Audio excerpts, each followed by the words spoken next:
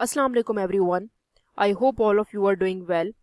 सो इस वीडियो के अंदर हम लोग डिस्कस करने लगे हैं क्लास 9th का unit number 2 that is establishment of Pakistan, जिसका हम लोग थर्ड टॉपिक डिस्कस करेंगे that is Minto Morley reform 1909। सो ये वीडियो जस्ट 8 या 9th या 10th क्लास के स्टूडेंट्स के लिए नहीं है, बल्कि डिफरेंट जो कम्पिटिटिव एग्जाम्स दे रहे हैं, ठीक है, वो भी इससे कोड कर सकते हैं, क्योंकि ये थोड़ा शॉर्ट होता है, आपको इजी होता है अंडरस्टैंड करना, ठीक है। लेकिन जो स्टूडेंट्स हैं मैट्रिक के, वो तो इजीली इसको अंडरस्टैंड कर सकते हैं, ठीक है। So let's begin with the reading session. Minto में मॉडले रिफॉर्म, ये जो है ये बुक है नेशनल बुक फाउंडेशन की। मैं दोबारा से बता देती हूँ, लेकिन मैंने अपनी पिछली वीडियोस के अंदर भी ये डिस्कस कर लिया कि ये नेशनल बुक फाउंडेशन की 9th क्लास की बुक है पाकिस्तान स्टडीज़ की। So let's begin. Minto Morley reform जो थे वो बेसिकली कॉन्स्टिट्यूशनल रिफॉर्म थे, ठीक है, 1909 के अंदर ये आए थे। लॉर्ड मंटो उस वक्त के वॉसराय थे, ठीक है, जो कि द वॉसराय ऑफ इंडिया हैं। Prepared a draft of constitutional reform, वो चाहते थे कि इंडिया के अंदर अब कॉन्स्टिट्यूशन जो है वो प्रॉपरली, अंग्रेज़ों का कॉन्स्टिट्यूशन जो है वो आ जाना चाहिए, यहाँ पर भी रिफॉर्म्स आने चाहिए, and send it to the Secretary of State of India that is Mister Morley, ठीक है।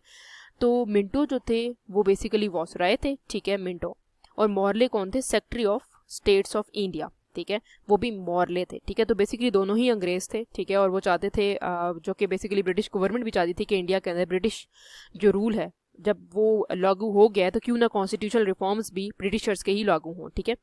तो इनको ये चीज़ उन्होंने कॉन्स्टिट्यूशनल रिफॉर्म्स भेज दिए, किसको? सेक्रेटरी ऑफ स्टेट को, मिस्टर मॉडले को। The British parliament pass the bill, British की जो पार्लियामेंट थी वहाँ पर बिल पास हुआ, ठीक है, उनकी पार्लियामेंट में जो खाका है वो पास हुआ, which was implemented in India in 1909। और वो चीज़ जो लागू हुई इंडिया के अंदर वो कब हुई? ये जो कॉन्स्टिट्यूशनल रिफॉर्म 1909 के अंदर, जहाँ पर भी मैंने मेंशन किया, and give the name Minto Morley reform, और इसको क्या नाम दे दिया गया? Minto Morley reform.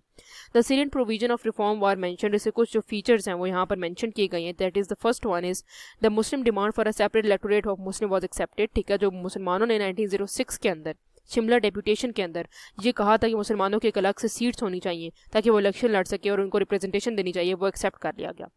The membership of central and provisional council one increase, ठीक है, जो मेंबरशिप थी मुसलमानों की एक फेडरल गवर्नमेंट के ऊपर अंदर भी और प्रोविजनल काउंसिल के अंदर भी, वो भी इंक्रीज कर दी गई, उनकी जो तादाद थी वो भी बढ़ा दी। The power of legislative council were enhance, ठीक है। तो लेजिस्लेटिव काउंसिल जहाँ पे लॉ मेकिंग होती है उसको भी बढ़ा दिया गया, उसको भी मैक्सिमाइज कर दिया गया, उसकी पावर्स भी बढ़ा दी गई।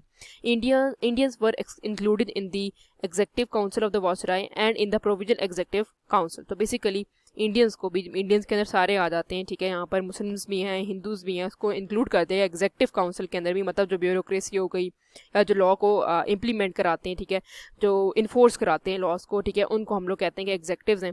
काउंसिल ऑफ वायसराय और प्रोविजनल एग्जेक्टिव काउंसिल, मतलब प्रोविंस की जो एग्जेक्टिव्स हैं उनके अंदर भी उनको इंडियंस को आने की जगह दे दी गई, उनको इंक्लूड कर दिया गया। Local bodies were allowed to elect their representative, local bodies वही होती है जो विद इन द प्रोविंस होती हैं, जिस तरह डिस्ट्रिक्ट हो गई, उनको भी अलाउ कर दिया गया कि वो अपने रिप्रेजेंटेटिव खुद से चूज कर सकते हैं, ठीक है।